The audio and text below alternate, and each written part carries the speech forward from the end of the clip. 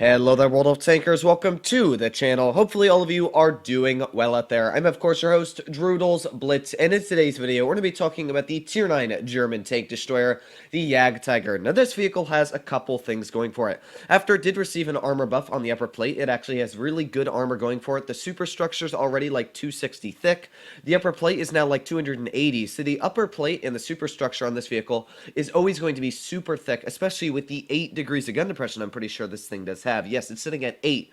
Not only does this vehicle have a great armor profile going for it, at least frontally, it also carries one of the deadliest guns in Tier 9. 4,000 damage per minute.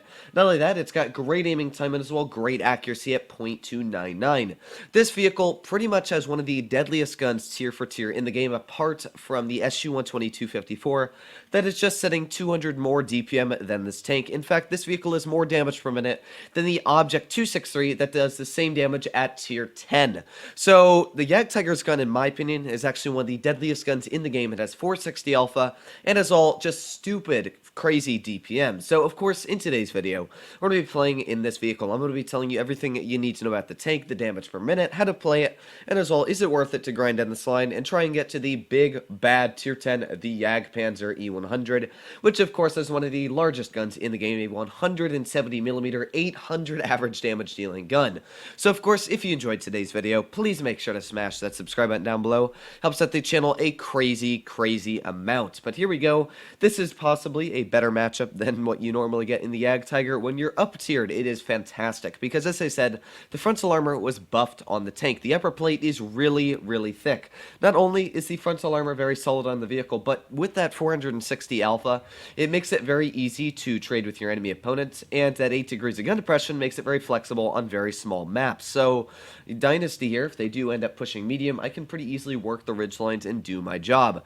Now, you will notice one thing that's not good about this vehicle, and that is it weighs a lot, which means that its top speed, while it may be good, its mobility is not very good. Trying to just creep my way up to that top speed. I think it's up to 38 kilometers per hour, if I'm not mistaken, which you can see here I just got up to. But trying to reach that number, yeah, not necessarily the best. Neither is my ping right now at 400. Not really sure why it's that high. But that's fine. As long as it runs fine for me, I don't really care. So let's see. They're obviously pushing off to this side. I don't actually know where they're going, actually. It's kind of weird right now where they are. They got vehicles off to the one side. They got vehicles off to the other. We got that Pantera right off in the back. And we also got that T-34. Missed our shot in the T-34, of course. That's always fun. But that's fine. We're just going to push up here. Let's see if we can get some shots into the enemy T-34. This thing actually carries a lot of hit points on it, but here we go. We got one shot into that T-34. Let's put on our adrenaline, and this is where the gun just keeps on giving. There's a second shot into the enemy T-34. Now we're going to be able to load a third shot in. And, yeah, this is the gun for you on the Jagdtiger. It literally just tears apart tier 8 opponents in a matter of seconds. And there you go. So there goes a full health T-34. Now, we didn't get the final killing shot, but, well, yeah, you can see that that guy, he is not going to be playing much longer in today's battle. So now we got the Pantera, and I'm going to try and get a shot into the Pantera if we can. So thank you very much. 575 max roll, 49 finish him off. So we got the Object 252 and as well the T-92E1 off to the side here. And, of course, I'm going to try and get a shot into the T-92. So let's do that right now. There you go. Nice little roll for 455. As I said, the really nice thing about this tank is that it has big alpha as well going for it. So like this E50, yeah, it might get away from me, but I'm still going to get these massive wads of damage out, you know, sitting at 460 average. We got the T-92 trying to run away, finish him off, and now we got the E50 as well, who, you know, is going to try to face hug me, but yeah, my frontal armor's way stronger than his, and so is my penetration. So this game, we pretty much wrecked the enemy team in every single aspect. We got the AMX, who we managed to bounce. That is a little weird. Okay, thank you, Wargaming, very much. But you know what? We've got to hold very, very good right now. Honestly, if we don't hold, we're probably going to end up losing. So let's see if I can hold this position at least well enough. There was a nice shot into that Jag. The Jag is the guy I obviously don't want to get hit by, but he still did hit me, which sucks for me.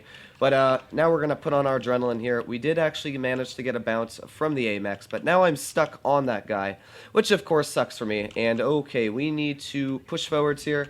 We need to push forwards, and we need to get a shot into the enemy AMX. There we go. Get a nice finishing shot into the AMX. We're probably going to die either way here.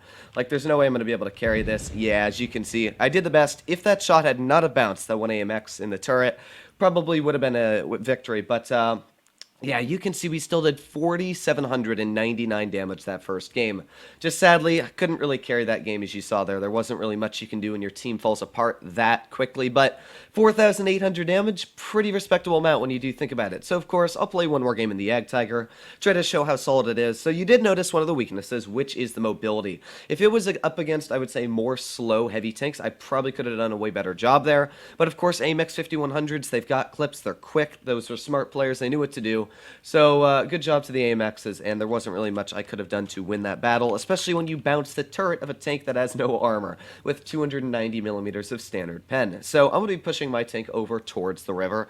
One little thing is, I don't know why people ever go towards town, like ever. People drive there all the time like that KV5, and literally all driving to town does is gives you a big fat loss. So I'm not going to go towards town. I never will go towards town, but I'm just going to keep going this way. The M6 knows what's up too. I'm pretty sure he knows this is kind of a not looking good so far.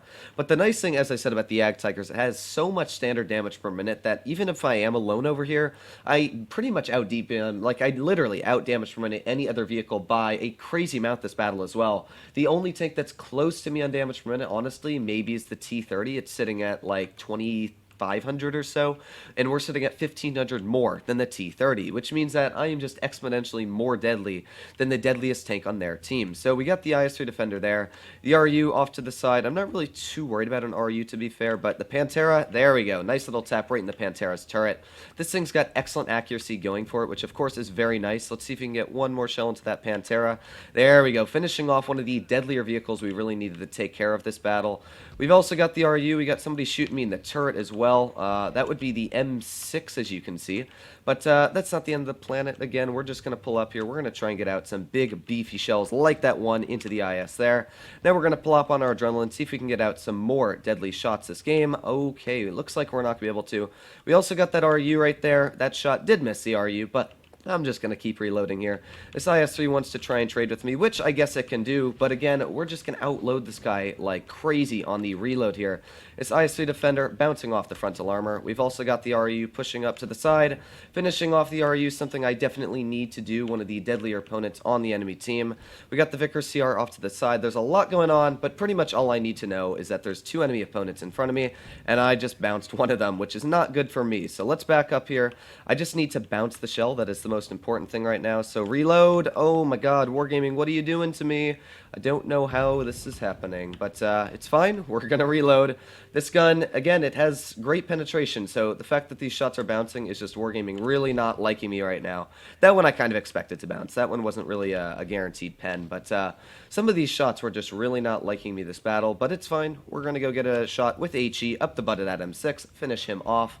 And all that's left is the T30 and the IS-3 Defender. So even while we did get a couple really weird bounces this game, still able to finish off with 3,000 damage. And you can see that the Jagdtiger really is an extremely deadly tank if played correctly. Only a 6.9 second reload. This thing's got great frontal armor. It's got decent mobility. The traverse speed is actually good on it. Just everything kind of works well for the Jagdtiger. And in fact, this is one of the deadliest tanks in the game in my personal opinion.